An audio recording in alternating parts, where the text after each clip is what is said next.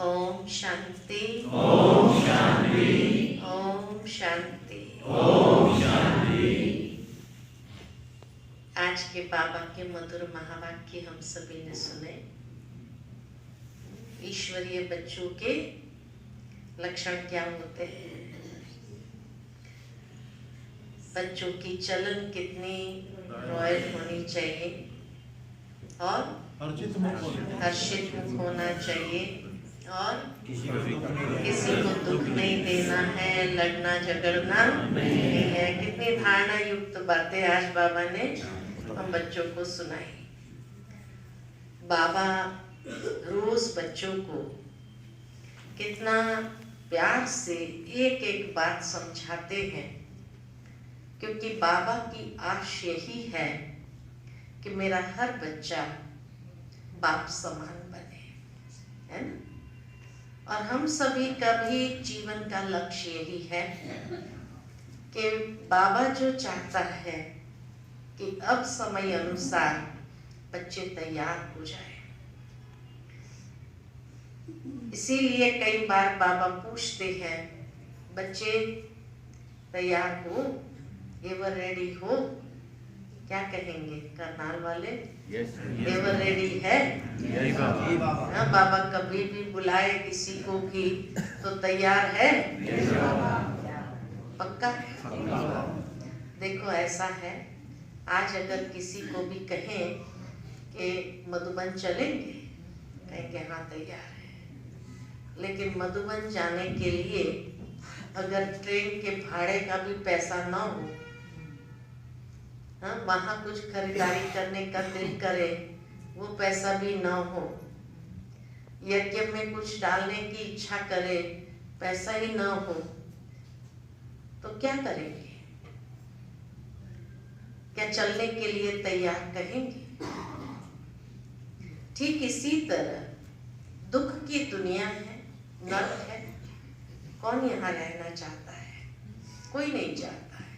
बाहर वालों से भी पूछेंगे तो कहेंगे बस अभी भगवान मुक्ति दे दे, मोक्ष दे दे, है ना। तो दुनिया में रहना तो कोई नहीं चाहते, लेकिन क्या जाने की तैयारी हमारी है? जाने की तैयारी में क्या तैयारी करनी है? तो बाबा कहे स्वयं में देखो, इतना जमा का खाता हमारा है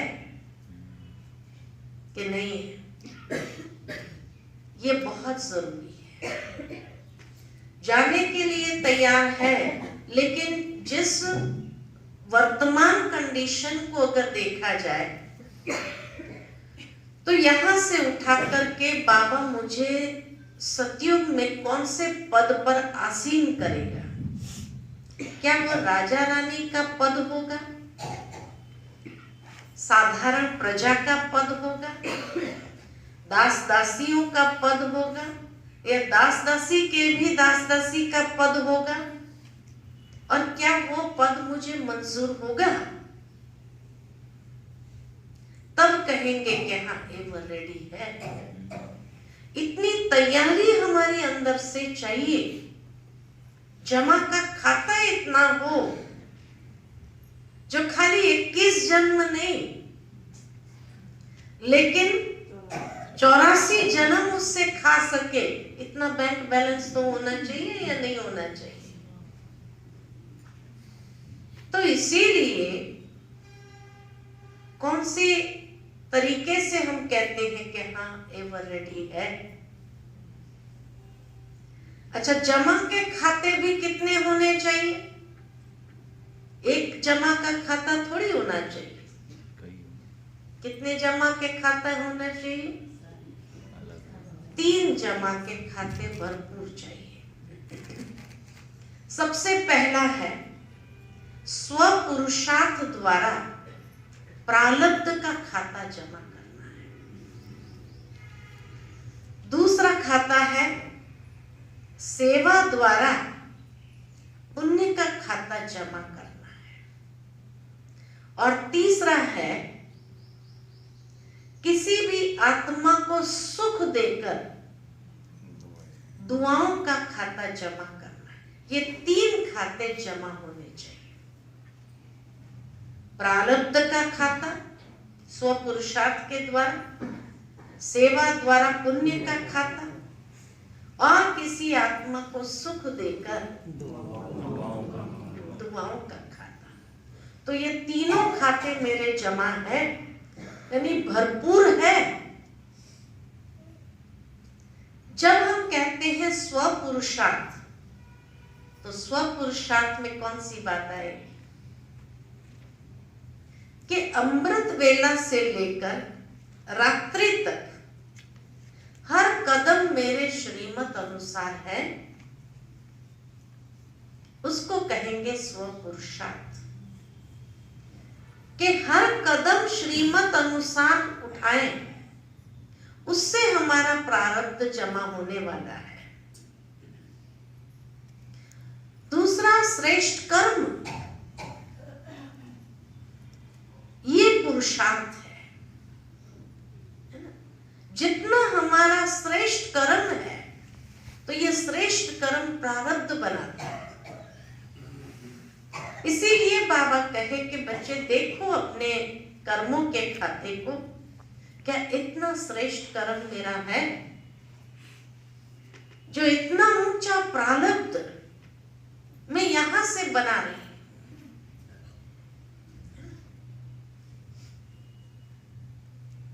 तो कहने का भावार्थ कि जब श्रीमत की अंगुली पकड़ करके हमें चलना है हर कदम, उससे बाबा के प्रति एहसान नहीं कर रहे हैं, लेकिन हम अपने प्रारब्ध को श्रेष्ठ बना रहे हैं। जो बाबा ने आज धारणाएं बताई, ये धारणाएं ये श्रेष्ठ प्रारब्ध बनाती है। तो हर एंगल से देखना है मुझे, क्या मेरा श्रेष्ठ प्रारब्ध जमा हो रहा है। आज जैसे सिंपल सी बात अगर कहे कि दुनिया में भी कहा जाता है वाणी से वर्ण। वाणी से वर्ण का मतलब है कि मनुष्य की वाणी जिस क्वालिटी की है, उसी से उसका वर्ण पता चलता है कि किस वर्ण का है। रॉयल आत्माओं की वाणी कैसी होगी, व्यापारी व्यक्ति की वाणी कैसी होगी, शूद्र की वाणी कैसी होगी, है ना? वाणी से वर्ण का पता चलता है। तो अभी तक हम कहां पहुंचे? क्योंकि पुरुषार्थ जब करते हैं तो बाबा कई बार कहते हैं, बच्चे अभी तो रजो तक भी नहीं पहुंचे हैं, सतो तो दूर है। रजो माना वैश्य की वाणी, हिसाब किताब वाली। मैंने इतना किया तुम भी करो, मैंने इतना किया तुम भी इतना करो। तो ये हिसाब हो गया ना, व्यापारी वाली भाषा। इसीलिए बाबा कहते हैं रजो तक भी नहीं पहुंचे। सतों की स्टेज क्या होगी, सतों की वाणी क्या होगी, और सतों प्रधानता की वाणी क्या होगी। यह अभी तक भी वही तमो वाली वाणी है। गाली गलोच निकल जाती है, क्या कर। दुनिया ही ऐसी है, वो ऐसी भाषा समझती। कई लोग क्या कहते हैं, वो ऐसी भाषा समझते हैं। बाबा कहते हैं ऐसे के साथ उलझो ही नहीं। ब्राह्मण जीवन इतना अनमोल जीवन मिला है, अभी तक भी उलझते ही रहेंगे क्या? तो सुलझेंगे कब?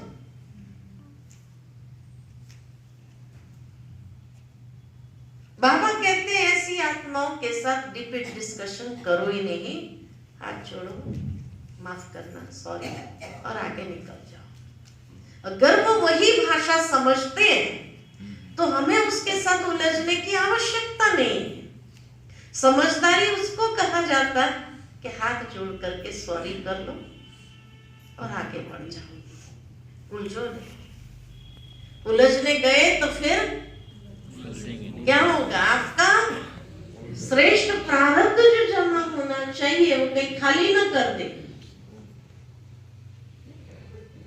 तो इसीलिए जो धारणाओं की बात बाबा ने समझाई कि बच्चे लड़ना झगड़ना नहीं है, हमारी चलन बड़ी रॉयल, ये स्वपुरुषार्थ है, ये स्वपुरुषार्थ है। और स्वपुरुषार्थ में क्या आता है कि हमारे मन के संकल्प की क्वालिटी कौन सी है? समर्थ है या अभी तक भी व्यर्थ चल रहा है?